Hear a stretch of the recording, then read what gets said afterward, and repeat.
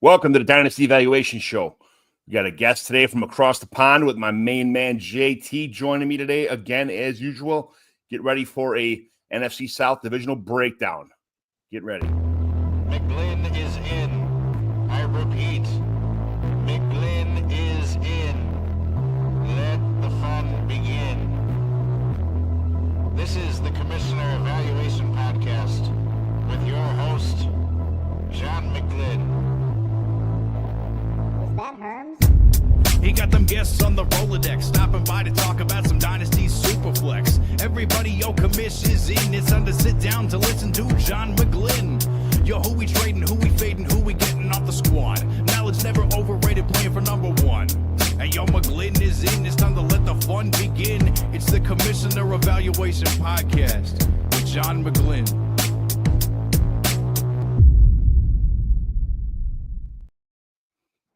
That is not too bad of an intro, I have to say myself. It's not. I got to fix the words, but it's a pretty good. What do you think about that intro, Meg? Yeah, I love it. Love it. I love it.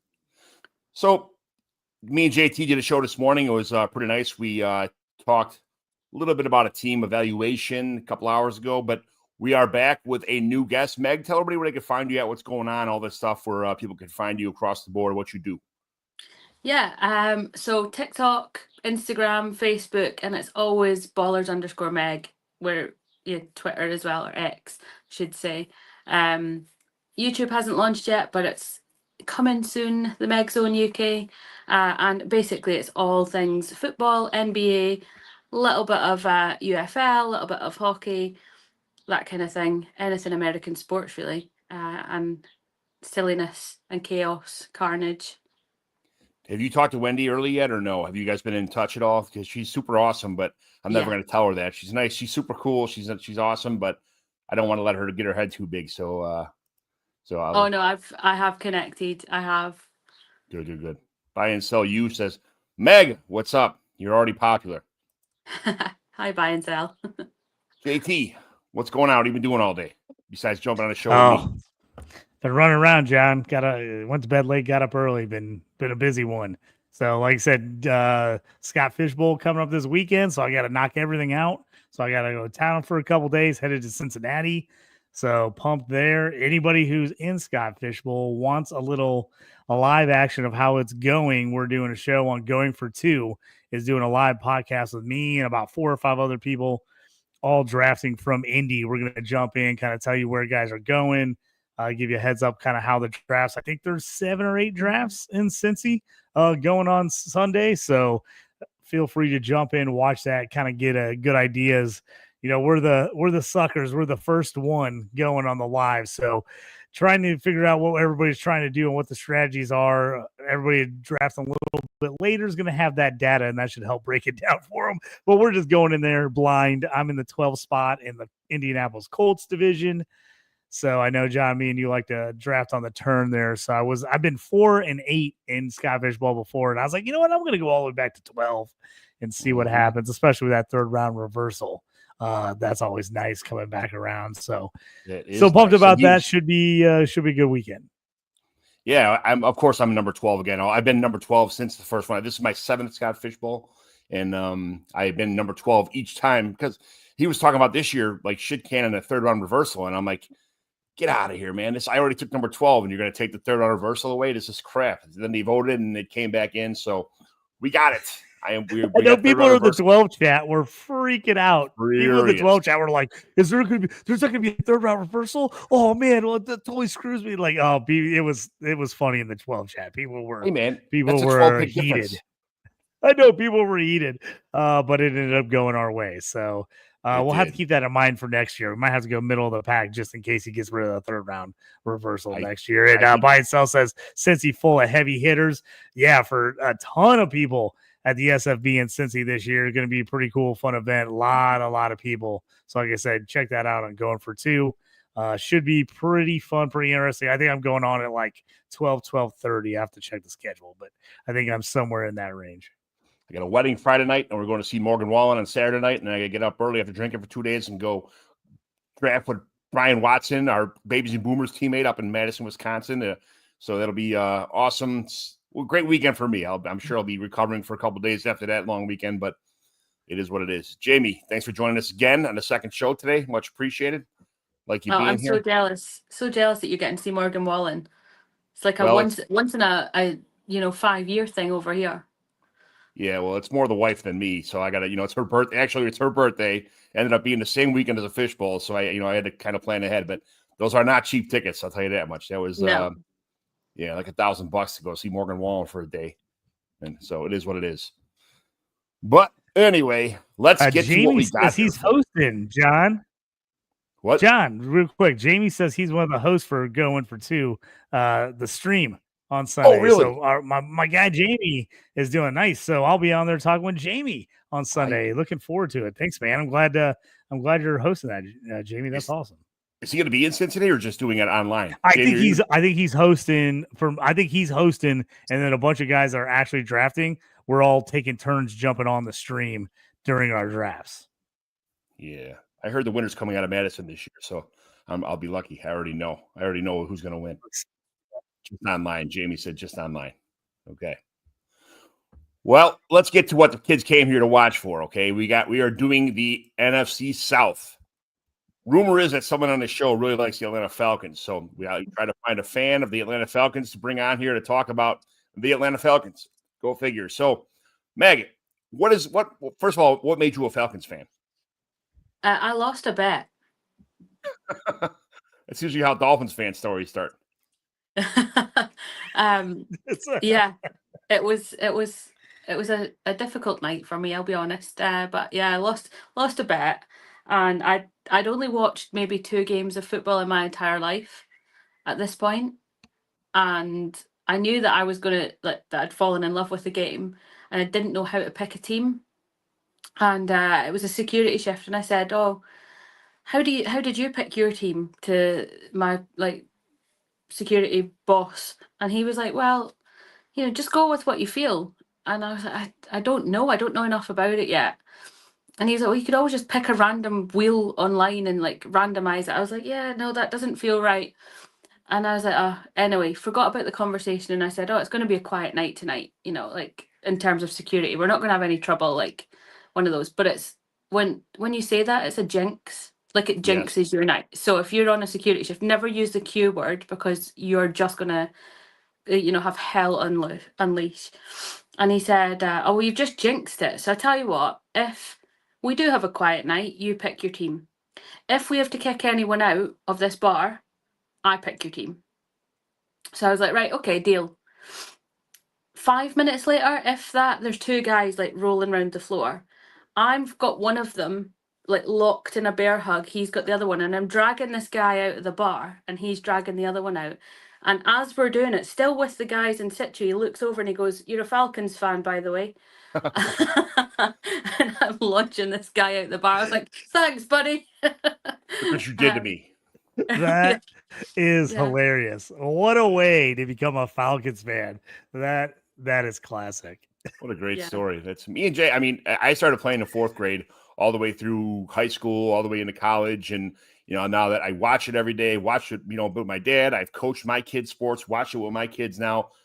Football has been a part of it. This fantasy football, I'm in countless fantasy football leagues, dynasty leagues. I'm in C2C leagues now, all this stuff. So I got a bit of a head start on you, but it's a great scenario to jump in, great sport to watch, great everything to watch. I'm glad you're on. I'm glad you're in it. So who do you like on the Falcons as far as, and we're going to walk in and say, wow, that Bijan guy is pretty good. Drake London's pretty good. Michael Penix is pretty good. When you watch Falcons games, who are you rooting for besides the top 3 absolute studs? Who are you looking for? Who's looking to tell me what you in your eyes, what are you looking for when you watch a Falcons game?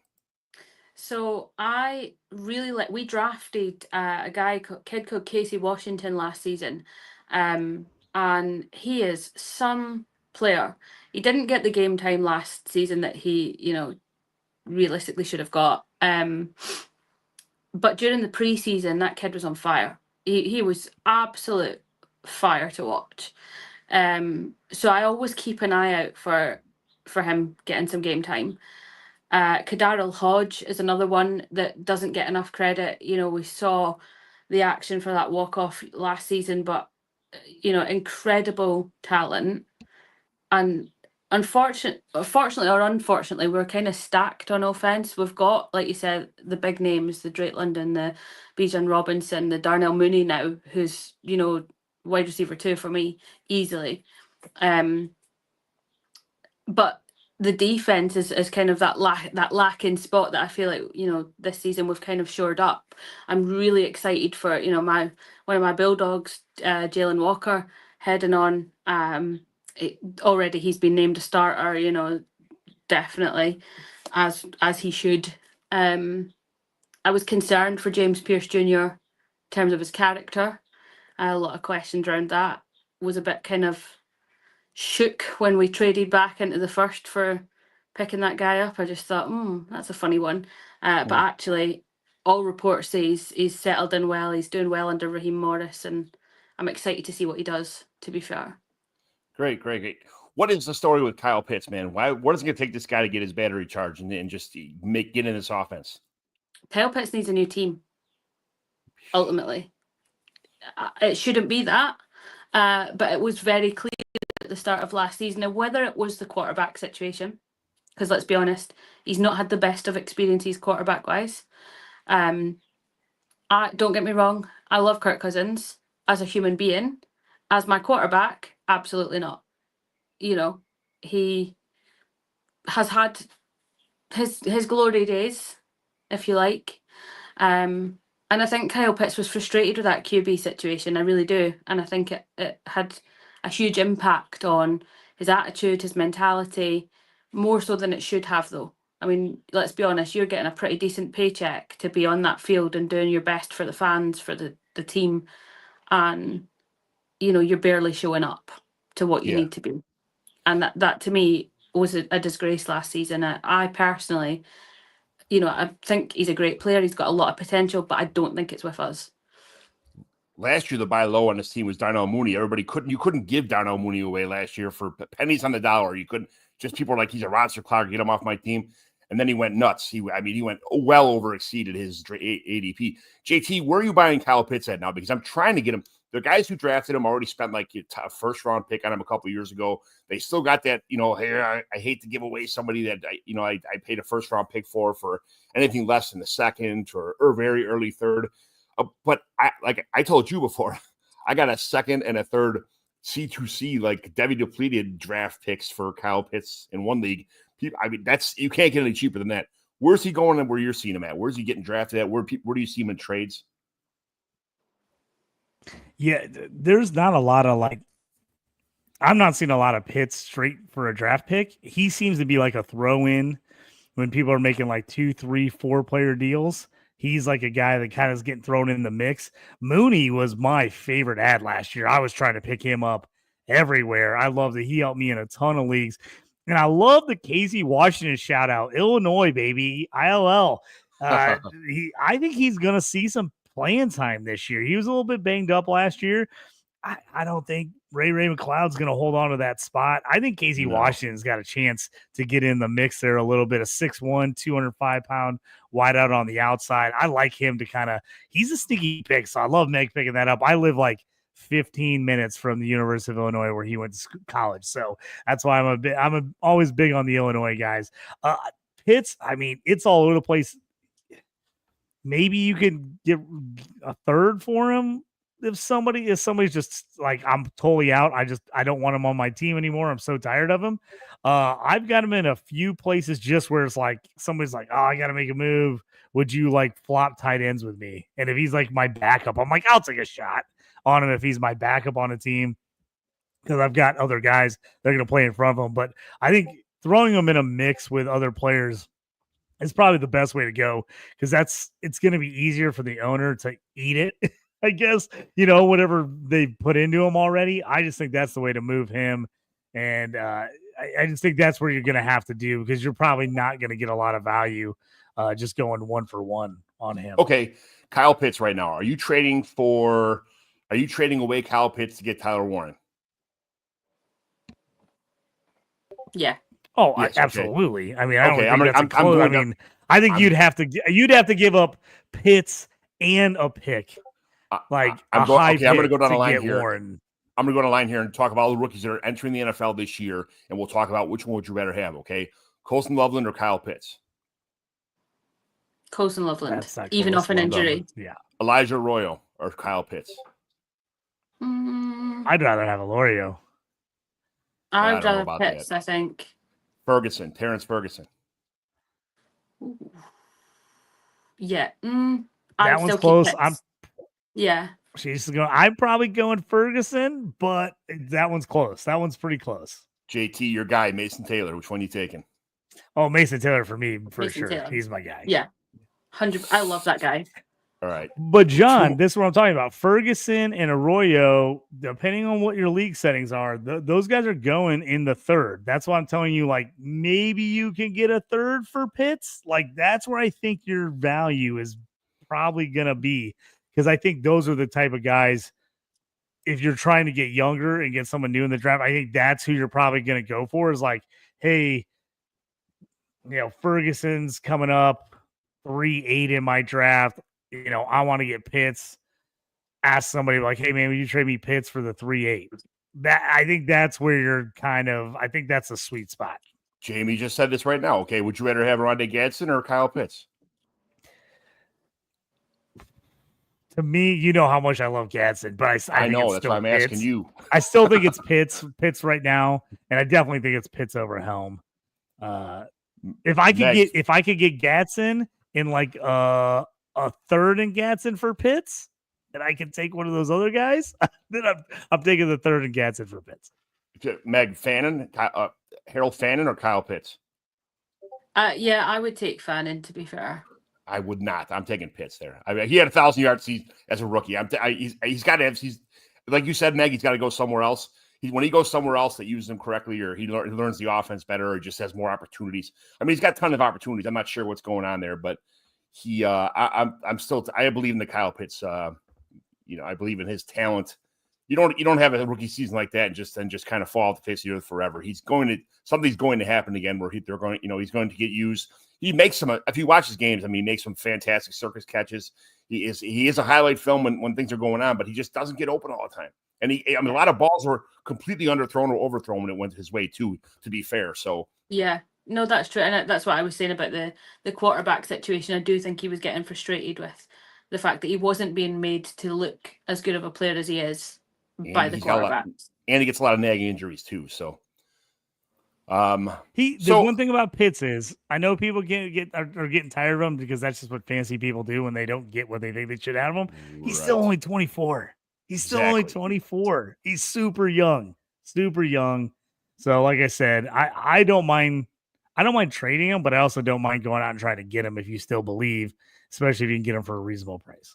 That is not the end of the depth chart here, okay? Tyler Algier is an underrated player too in a lot of people's eyes. I mean, if Bijan went down, Tyler Algier has already proved that he's a good running back, okay? Another guy who's still fairly young anyway, but I mean, and then Nick Nash. How good was Nick Nash in college? I mean, college is a different story than the NFL, but I had Nick Nash on my C2C team, and that dude just caught everything. Yeah. So in the NFL, if he gets the opportunity, if someone was about to go down, Nick Nash is somebody that proved in the college level that he is a very competent wide receiver, but he's old. He's like 29 and a half years old already. So he's like 26. But will be interesting because Nash is like, he's a similar style receiver to Casey Washington, but I actually think Casey Washington's better than Nash, even though Nash had better college numbers in a pass-heavy system compared to Washington, who was in a run-heavy system at Illinois. So it'll be interesting. I mean, Nash had, like you said, John, hell of a college season. I think he maybe won the Triple Crown in college last year for receptions, yards, and touchdowns. But he's got a ways to go if he's gonna get on a roster. I don't know if he's necessarily going to make this team. He might, but it's going to be questionable. It's going to be and tough. If he does, I don't think he sees playing time unless you see a load of injuries. Yeah, he was a UDFA, so it's they're throwawayable acquisitions. So, how about Brenton Strange or Kyle Pitts? No, I would keep Pitts in that situation. I think. JT, Cade Otton, Mr. Wonderful, Mr. Across the board, catches everything, gets, peppered with targets, under the radar kind of guy. Cade Otton or Kyle Pitts? I'm taking Cade Otton. I'm an Otton guy. I like Otton. Everybody loves Otton. Of course you love Otton. Me and Meg are on the same page. I like Otton too. Absolutely. Absolutely. All right.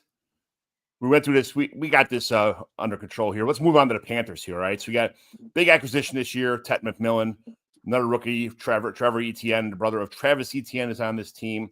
And then after that, the Mitchell Evans, is a tight end here.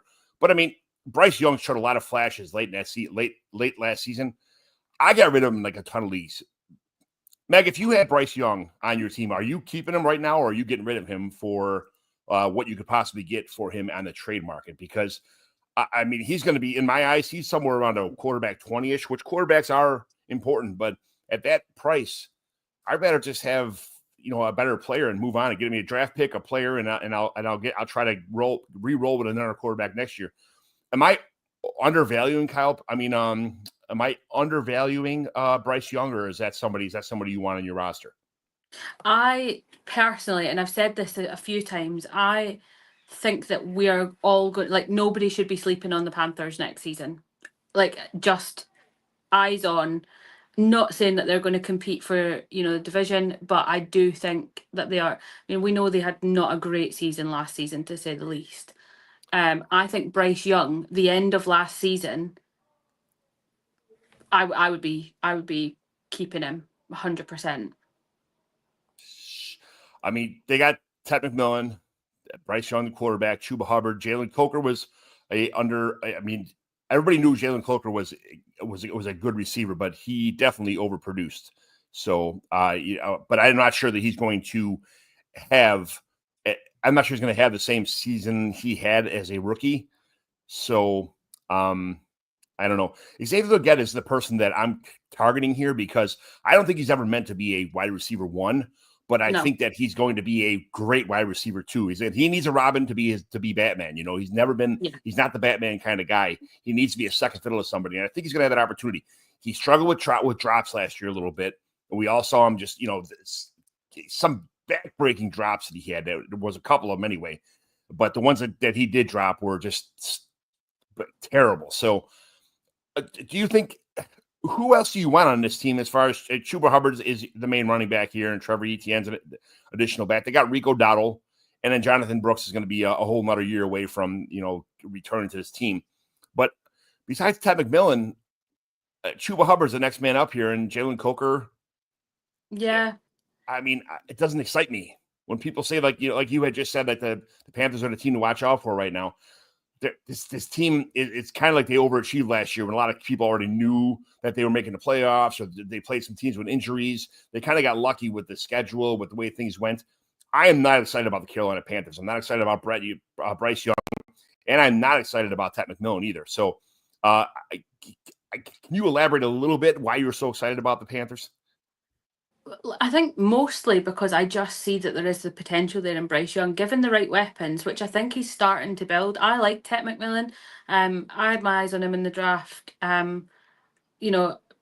like he did go. And I think that given those right weapons, I think that Bryce Young's going to, come through for the Panthers. Like I said, I don't think they're going to compete divisional.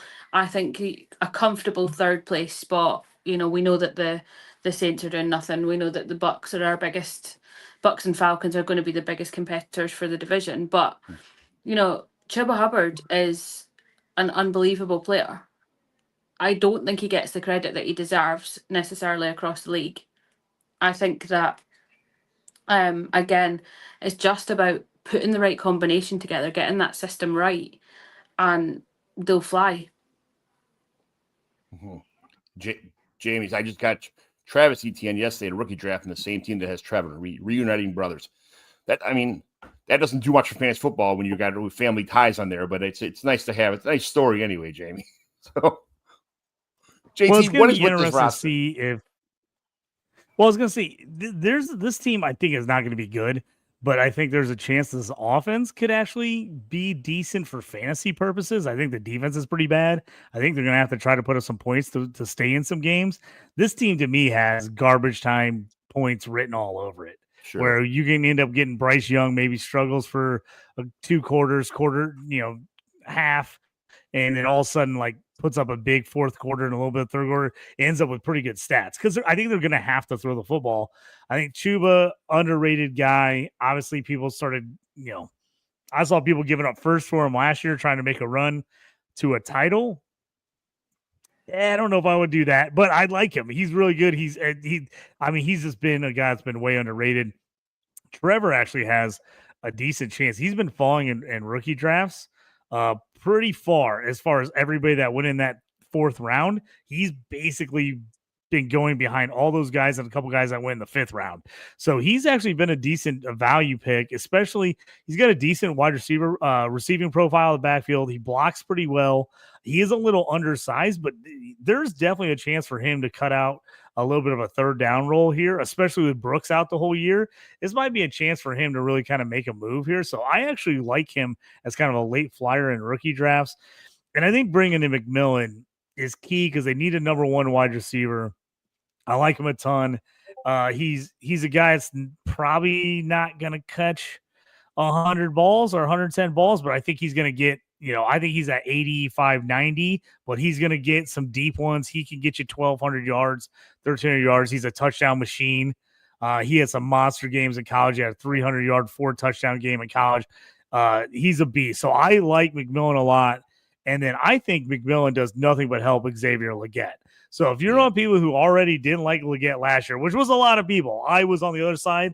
I was loving the value. I was getting him like mid to late 2nd round as a guy that went in the 1st round in the real NFL draft. I think it's perfect because to me, he's a perfect wide receiver 2 on a team. He can stretch the field. He can make big plays. He's just not that guy that's going to make a million catches for you. And getting some attention on the other side helps him. So I think that adding McMillan does nothing but help Xavier Legette. He's a guy I'm looking to acquire because there's going to be people out here like, oh, now that they got McMillan, he's going to get absolutely nothing. They're never going to throw on the ball. And then it's probably people that are already down on him anyway. So he's one of those 2nd-year guys I want to go out and try to get because I think you could probably get him pretty cheap because my guess is people probably spent a late 2nd, maybe early 3rd on him last year. You could probably easily get him for a 3rd and maybe even a flip in picks in the rookie draft. Like, maybe give him a 3rd and you go, hey, give me your 4th in return and I'll give you a 5th, and you can kind of go from there. So he's definitely a guy I would like. Sanders at tight end is going to be interesting. He kind of had some nice spots. All the other guys on this team are blockers. Mitchell Evans is a blocker. Tony Tremble's a blocker. Oh, so come on. Get off my guy. Dude, hey, both those guys, Notre Dame guys, Mitch Evans as well. I mean, those guys but they're stud blockers. I mean, those guys are getting in and run people over. Sanders is the receiving guy you want for fantasy. So I think he's a guy that's going to be very interesting. And I think because he didn't really hit last year, that's when you got to buy that 2nd-year lull when people are kind of like over it when they didn't hit as a rookie, and then you kind of buy. So I do think there's some potential. I think this Panthers team's bad, but I do think there is some fantasy potential. I'm hoping I've got a decent amount of these guys on a few teams. I'm hoping for all that garbage time when they're down 35-14 in the 4th quarter, and then they pile up a late touchdown or 2 or 3 long drives at the end of games to kind of pile in those fantasy stats. So that's what I'm hoping for. Trevor Etienne's value fell a little bit because Rico Dotto got added to this team. Meg, what do you think Rico Dotto's? That's the question. Like, yeah, Meg, what do you think Rico Dotto's role is going to be on this 3rd team? down guy? Yeah, it's difficult to say, isn't it? Because I think they do have options, and that's the thing that we're looking at. Where are they going to go? What direction are they taking? I like Rico Dotto. I actually think I've got him in some of my drafts as a late kind of desperation pick. Oh, who's left? Rico Dotto will do. But I actually don't hate him. I think that he could do okay. I wouldn't go as far as to say, oh, I'm like thrilled and keep your eyes on him. But I think he'll be all right. I think he'll do not too bad. I mean, we know the studs are right. We know McMillan is going to get peppered with 100,000 balls this year. Okay, but you go down the list here, and like you said, it's Jatavian Sanders is a buy low, Xavier Legette is a buy low, Rico Dotto is a buy low.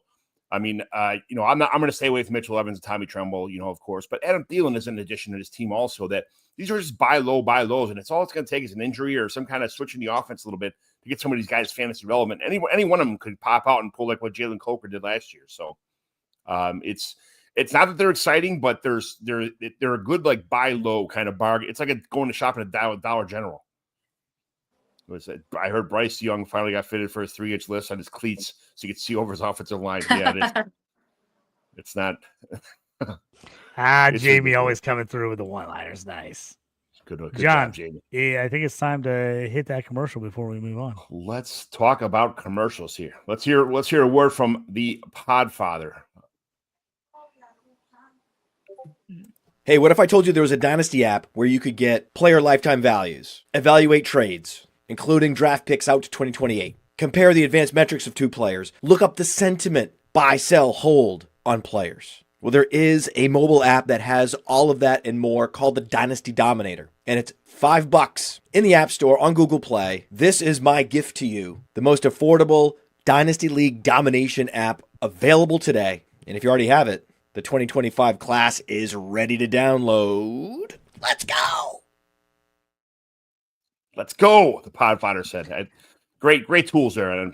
Yeah, John, I was going to say, that is, if you have that tool, this is the perfect chance when we talk about some of these trades or talk about some of these players, go kind of put those guys in there and kind of see some equal value. Some other guys are showing up. They'll show you some trades that have already happened and kind of you can kind of gauge where you might be able to get somebody in your league.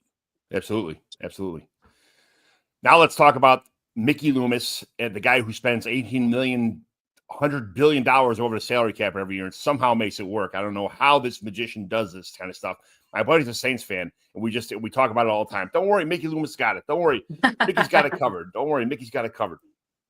It's unbelievable. So, Jamie says he uses all the player profile tools in the all-in package. Good. See, smart people use smart tools. That's just kind of the way it works. So, for this team, Chris Olave, a lot of concussions last year. He's kind of, in my eyes, he's kind of a buy low right now because people are scared of him. Alvin Kamara, another guy, this is the last year of his guaranteed money, so he's going to play this year, but then that's, probably it for him as far as that goes. Out of nowhere, Tyler Shaw, he may be the starting quarterback in this team this year. Yeah, I think he's just walked into a starting job just because everything else met their regular. What's his name? I don't know why I can't remember. Spencer Rattler. Last year. Derek Carr. Derek Carr retired. Carr. Yeah. I saw his face, but I couldn't. Tyler Shaw just unexpectedly walked into a starting G here. So, but it's probably the guy. If you get him late in the drafts, you already won. If you already had your rookie drafts, going forward, he's still a buy. Devin Neal, running back behind Kamara. Also, Kendre Miller, guy who just can't stay healthy. Can't stay on the field. Can't seem to do things when he gets on the field. So, that kind of situation going. Devin Neal, and then now when you look at the receiving core, you got Chris Olave, and then Rashid Shaheed, and then after that it goes all the way down like Brandon Cooks, and then they got Bob Means. So I'm not really optimistic about this team. It was built on like Taysom Hill being an ultimate fighter, kind of at the tight end position. Just did everything. Was the quarterback, wide receiver, running back, fullback, coach, cheerleader. He did everything he possibly could to get the ball downfield. But this team just seems like this is like JT. When I say this team is like ready, this is like a house of cards, and somebody just opened the door and the wind's blowing in. How bad is the Saints going to be this year? Dude, I was just thinking about how we did the show this morning, and we're talking about like, is it time? You got to figure out when it's time to tear it down. Yeah, it's time, Saints. Tear it down. This team is a disaster. My goodness. If this team was a fantasy team, every person would be like, dude, just stop. Just get rid of everybody. Get as many picks as you can get. This thing is just a dumpster fire going nowhere. Obviously, Alvin Kamara is still good. You like him. He's going on 30 plus years old at this point. Literally, I don't know if there's a team that has fewer fantasy players I like. This tells you how down I'm on this team. I still like Chris Olave, and I think he's a buy low right now because this team is such a dumpster fire. But next to him, who's my second favorite player on this team? Devin Neal. Devin Neal. You knew it, John, because you know me too well. I knew it. Devin Neal. I like Devin Neal more than anybody else on this team. I know he was like a late round running back pick, but I still think I'm going to go to my grave saying he's a steal in this draft. I loved him in college. I can't believe he went behind some of the guys he went behind in this deep running back class. I tell you what, man, the Jags are going to really regret one day when they're like, we should have taken Devin Neal instead. We took Brayshawn Tool. I'm telling you, Devin Neal is going to be a much better pro than Tootin. I'm just telling you this right now. I want the guy that's an all-around player over the guy that just has straight speed. I love Devin Neal. I'm taking Devin Neal everywhere. I am just every draft. It gets the end of the third round, middle of the fourth, and I'm just praying no one takes him before my turn comes up. I love Devin Neal. He's the guy I want on this team. Everybody else, not. I don't believe in Shuck at all. I could eat my words. He could come in and just be amazing for them. I don't think he even starts. I think Spencer Rattler wins the job, and I'm not sure that's a good thing. So that's a problem. I don't even think that's a good thing. So I'm out on this team, man. I'm out on this team. The only thing I like for fantasy purposes is Devin Neal in the future, and Chris Olave. If he can stay healthy, he might have catchable ball percentage might be insanely low, but he should get 1 million targets. You would think so. It's like that's the one thing I can love about it. He should be getting 1 million targets, but I'm out on everything else. Everything else, Saints, I'm out on. Meg, we just talked about the Carolina Panthers, who have like 9 guys who are flying under the radar right now that you could pick up, all the way down to Adam Thielen. It's like the wide receiver 4 on this team. Yeah. Now the Saints have nothing after Devin. Like Rashid Shaheed is like they're waiting in the wings, like hopefully be something, and he's 26 years old and hasn't done a ton of the NFL yet either. I mean, you're looking at Marcus Yarns and Taysom Hill and CEH and Brandon Cooks and Bub Means and it's bad. Is there any bright spots in this team besides Chris Olave and Alvin Kamara? I would even be concerned about Chris Olave being a bright spot because he is so injury prone. Like it worries me taking players like that where, obviously, if it's last resort, then you've got to do what you've got to do.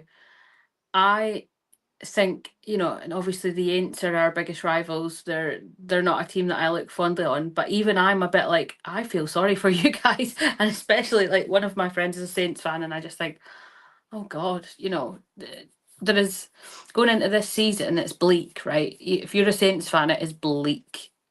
I tell you what happened is they got rid of Jameis Winston, and that ever since then it's been nothing but a big downfall. Ever since Jameis, Jameis, this would be the perfect team to have Jameis. It would. Like literally terrible, but just let him chuck the ball everywhere, lose every game like 42-28. Like this would be perfect for him. Jamie says Saints only winning 2 to 3 games, drop top QB next year. I actually agree with that. I think I'm taking the under on them in wins this year. I think they're going to be, if not the worst team, one of the worst 3 teams in the league. And I do think they come, and I do think they take QB. I think, and this is me just casting because it's my QB1 for next year. I think they take Garrett Nussmeier, LSU quarterback, number 1 overall. Take a guy from Louisiana. I think that's my call, early call right now.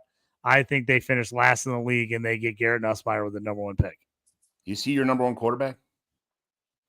He's my QB1 right now.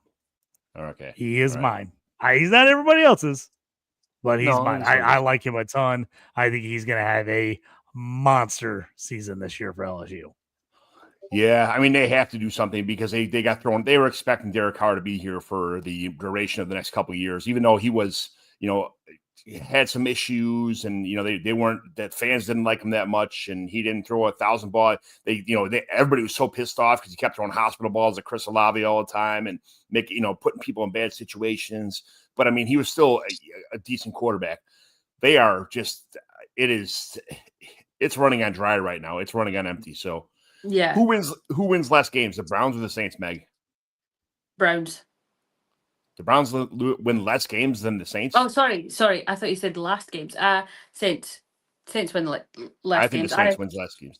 The Browns are sneaky decent, and we'll get to the Browns in a different episode. The Browns are sneaky, kind of like coming back after all they've been I through. was just saying the same thing. The Browns have a good enough defense, and with the run game of Judkins and Sampson, they'll be in some low-scoring, close games where they sneak a couple out. Like, the Browns are good enough on defense. I think the Saints are bad all around. Are bad across the board. Yeah, I don't think they're good on defense. I think they're good bad. The only thing that helps the Saints is they're not in a crazy tough division. You know, they're going to play some fairly easy schedule, but I just think the Saints are dumpster fire. I think the Browns, I think they're going to struggle this year, but they've got enough talent that they're going to take out some teams that end up being playoff teams. And you're like, how did we lose to the Browns? Because it happens every year. But they're going to win. They're definitely going to win some like 13-10 games. The Browns will. The Saints will not win those games. Yeah, the Saints will. The Browns will will their way to a couple of victories. Absolutely, the Saints will not. I think the funniest thing about the Saints that I've seen in this offseason is their post where they put their 3 quarterbacks, walking across the field, and it said like generational talent right here in this picture. And I was like, right, someone has hit their head hard before posting that. Like, somebody sack the social media team, please, because you are making yourself look a fool. Team. What are you doing? What are you doing? Just don't. Like, you're not supposed to be memeing yourself.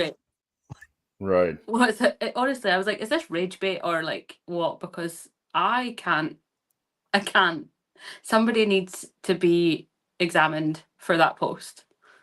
Yeah, I don't know. They'll figure it out one day, but it ain't going to be this year, and it ain't going to be anytime soon. So they got a lot to learn on the field and the salary cap and the social media across the board. It's going to be hurting for a couple of years because they are in bad shape. They need to build everywhere. I mean, they need new water boys and cheerleaders. It's that bad. So it is. But now let's get to the last team in this division, the Tampa Bay Buccaneers. I love that Baker Mayfield has made a resurgence. I love that he makes Chris Godwin his go-to guy. But I honestly think that Godwin might start the season on a pup, and this is going to be an infusion of Emeka Egbuka at the slot position, where I think that they may push Godwin out to the side, and Egbuka might have the season that Chris Godwin had last year. I know he's a rookie. I know I'm overstepping my skis or overlooking my skis on this, but I mean, Egbuka is a special talent, and if he has that role that Chris Godwin was in last year, and Godwin has played on the outside before. They have kicked him the outside in that offense. They love him in the slot. He belongs there, but I don't think he's going to start the season healthy. Mike Evans is a absolute stud, and then fan favorite Bucky. I got rid of JT the trade that killed it. I traded Bucky Irving and a lottery, which I didn't know at the time was going to be a lottery pick. So it ended up being Bucky Irving and the 104 this year for Jonathan Brooks. I got Jonathan Brooks. I just absolutely killed myself in the worst trade in the history of probably trades. It was so bad. Yeah, it hurts every day. My head hurts every time I think about it. Because he came back. You're going to be even more mad. You're going to be more mad when you realize the trade I got for Jonathan Brooks. I traded Bucky away, and I got a first next year, a second next year, and Jonathan Brooks for Bucky. Yes. And you traded Bucky and a first for Jonathan Brooks. Ouch. And he came back, and I watched him play at halftime and then tears ACL again. I'm like, wow, this is great. I just took my entire team and just threw it in the dumpster. Like, this is great. So, yeah, that's every once in a while you make them bad trades. Yeah, I see Meg give me the face like, you, what an idiot. That's what I do. I make when you make that many trades, every once in a while you're bound to get burned. I made some good ones, but yeah, that was one of the bad ones. You got to own these things, if you can't laugh at yourself, whatever. And I laugh at myself a lot. So I love Bucky Irving. I love him. Whenever possible, I take Bucky Irving on my team. I just wish I would have held him a little bit longer and sold him now, because I'm not a big Bucky Irving fan. I think he's very overrated right now. I think he's over, and his price is so inflated right now that you can get a lot for him, a hell of a lot more than I got for sure. But I got him. I just right before the Bucky airplane took off, I sold him for cheap, and sure enough, bam! Now look, but I think he reached his peak value last season. So, but I mean, this team's filled with Egbuka, Chris Godwin, Mike Evans, Rashad White's still a good running back. I mean, he could possibly win his job back, to be honest. Everybody's favorite, Cade Otton, Jalen McMillan, which I was expecting him to be a major contributor, and then they drafted Egbuka, kicking Godwin to the outside, like I kind of hinted to, which puts McMillan kind of back in the on the bench kind of situation. Sean Tucker, JT, your boy, your Syracuse boy, he's trying to find life in the NFL. Kyle Trask, no thanks. Trey Palmer and Jalen McMillan were like the 50-50. Which one of these guys is going to pan out? And McMillan for sure just has surpassed his expectations. And then Tez Johnson drafted this year, not too big of a player here, but they're stacked at the top with talent in this team. Who are you expecting? Meg, let's start with you on this team. What are you expecting? Are you expecting Mike Evans to have it? Is he going to continue, first of all, his 1,000-yard streak on this year? Is he going to get that 1,000 yards again? Who cares about his touchdowns? Is he going to continue that 1,000-yard streak? I think so. My concerns over injury. Obviously, we saw last season wasn't pleasant. Within a week of each other, Mike Evans was it the same game? Mike Evans, Chris Godwin just annihilated for that game. But I think that the Bucks are stacked. It's just, and they should, on paper have done much better than they did last season. Mm-hmm. It shouldn't have come down to that last game, for us, for them winning the division. In my opinion, they were the better team. And much as it hurts me to say it, they deserved the division last season. I always have eyes on Mike Evans. I always think Chris Godwin is decent, but I also would argue that they're an aging core. Like, we're looking at the future. You're looking at those rookies, and K. Doughton, brilliant pick. Who else is standout generational talent? Who else they got?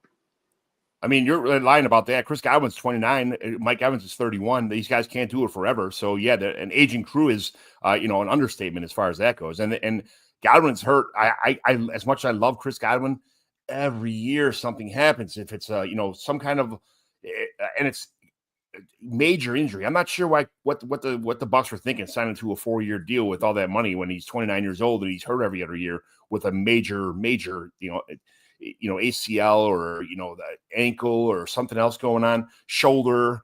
It's just Chris Godwin is one of my favorite players, but Emeka Egbuka is the new Chris Godwin. I mean, that's what he is. I mean, they're the same size, pretty much the same height, same weight, same everything, same position. Emeka Egbuka is the new Chris Godwin. So I'm really not sure why they signed Chris Godwin all that money. Yeah, no, I agree. And I like Egbuka as well, to be fair. I do like him. I'm intrigued to see how his play translates to the NFL. But I think this year they're going to be okay. I think they're still a competitor for us. Looking into the future next year, the year after, I think we have a younger team that's stacked, ready to go, whereas their team's aging, and they're going to have to think about that and really seriously think about, their key players for the next couple of years. JT, it's not a bad situation to move on from Mike Evans and Chris Godwin and to move on to Emeka Egbuka and Jalen McMillan. I mean, right? I mean, Jalen McMillan's not Mike Evans, but I mean, he's pretty damn good too. Yeah, for me, this Bucks team is in a 2-year window. They got this year and maybe next year if they're going to make any kind of run, because I think Meg's right. I think the Falcons are primed. They're younger. They're kind of building at the right time. The Bucks are about maxed here. I mean, they're really in that window where you're getting the last of prime Mike Evans. You're hoping you get 1 or 2 more good years out of Godwin. You got to hope that Emeka Egbuka gives you just enough of that new player spark to kind of put you over the edge. This team offensively is going to be fire for fantasy purposes. I mean, they're going to put up points. They're going to score you a ton of points, but even Baker's 30 now. I know quarterbacks are playing a little bit late, but like we've seen guys like him before. Like, he puts up a ton of points. He does a great job, but he also turns the ball over a lot. And again, if they're winning and they're putting up points, people are going to put up with it. If they start declining and become a middle of the road team, that's when people want to move on and they get pissed about quarterbacks doing that. So I really think this Buccaneers team is in that 2-year window. They got to hit this year, and they got to hope that they got another good year next year. But really, if they're going to put it to the Falcons in this division, it's got to be this year, I think, because the Falcons are getting better. You're year 2 with Penix. You got to assume he makes pretty big strides this next season going into year 3 for him. And he's a little bit of an older guy, so he's going to be hitting those those prime late 20 years coming up here soon. So I still, if you're a contender, Mike Evans, I think you can go get him. I still think he's going to be perform at a high level. I love Ibuka. He's one of my favorite guys. I know when he got drafted, people hated this landing spot. They're like, "Oh, now he's buried." I don't think he's buried. I really don't. No, I think he's going to end up having a shot at leading this team in receptions. I think Evans probably leads them in yards, but I still think he has a shot to lead in receptions. And Jalen McMillan, while I like him, he needs an injury this year to be fantasy relevant. He's going to be behind these other three guys, I think, pretty clearly. And he's going to have an Evans or a Godwin injury for him to have some big weeks, which is what happened last year when those guys went down. He had some big weeks. One of my favorite trades I made on a contender last year, I traded McMillan for Darnell Mooney straight up. And I loved it. I was like, I'd much rather have Mooney as the clear wide receiver 2 on his team on a contending, on a team that's contending over the future of McMillan. So I still like that trade even this year going forward. Bucky, obviously, even if you're sold on Bucky and you love him, now's the time to sell. His price is through the roof. I'm not telling you to sell, but if you could get a haul for him now, he's at peak value. Absolutely. Rachaad White, if you didn't trade him last year, I told you to trade him. I told you to trade him. If you didn't, you're screwed. You missed the window. You're not going to get anything from him now. People are not on Rachaad White. They see him going down. They saw Bucky just absolutely look 100 times better than him in every way last year. I love my boy Sean Tucker. He's done on this team, at least without injury. He's going to have to go somewhere else. And it's not because I don't think he's got the talent. I think he has the talent, the ability. He's just stuck behind 2 other guys at the moment. So if Rachaad White got moved and he was the backup to Bucky, then I'm getting excited, because if Bucky got hurt, then Sean Tucker, I think, would be a huge candidate to have much years. We saw when he got an opportunity last year, he had 166 yards. He had like a monster game, but he's going to have injury, kind of like McMillan, to make it way. Cade Otton, we talked about him, my last guy. He's not going to be a top 5 guy. He just isn't. He's not going to get enough targets. But man, if you punt tight end, he is like my favorite guy, because he's going to give you something, and he's going to have a couple big weeks. It just happens. So he's one of my favorite guys. Payne Durham is not fantasy relevant at all. But if you're in a super deep league with tight end premiums, do yourself a favor. Go get Payne Durham. Stash him on your bench. If anything happens to Otton, he becomes a fairly decent play. He won't catch a million balls, but he's a red zone target. And again, I'm telling you guys, deep leagues, 14-team leagues, 16-team leagues, with you got a decent premium, or a league where you have to start 2 tight ends and a big premium. He's my deep dive. But in those type of leagues, I think he's worth rostering, and I've got him on quite a few leagues. Because again, if anything happens to Otton, he immediately becomes a starter, and he's a red zone target. Won't get you a lot, but he'll get you something. So I do love this team offensively. I mean, this is a great team to have invested in fantasy wise. I think you touched on it before. I think you can't stress enough that Baker Mayfield's play style of him running all over the place, holding the ball too long, still being what kind of seems like a mobile quarterback, but he scrambles a lot. He's like a quicker version of like Aaron Rodgers, like buying time in the backfield. And I think that there's a clock on that eventually he's going to wear it. It's going to time out, because he's going to take a couple hits at some point in time, and that'll be the end of Baker Mayfield. But Meg, any other because of his play style, John, I was going to say just real quick, because of his play style, I just don't think he's a guy that plays at a super high level late in his 30s, like some of these other guys. That's why I think you really have like a 2-year window with him here, where he's like 30 going on 31. Like these early 30s, these next 2 years feels like they could be prime Baker years. But I feel like this is the type of team, if they start declining, all of a sudden all the stuff you love him for right now is the stuff people are going to start hating him for if they start losing. So it's like, I think Baker's great right now. If you're a win now, yes, Baker, play him.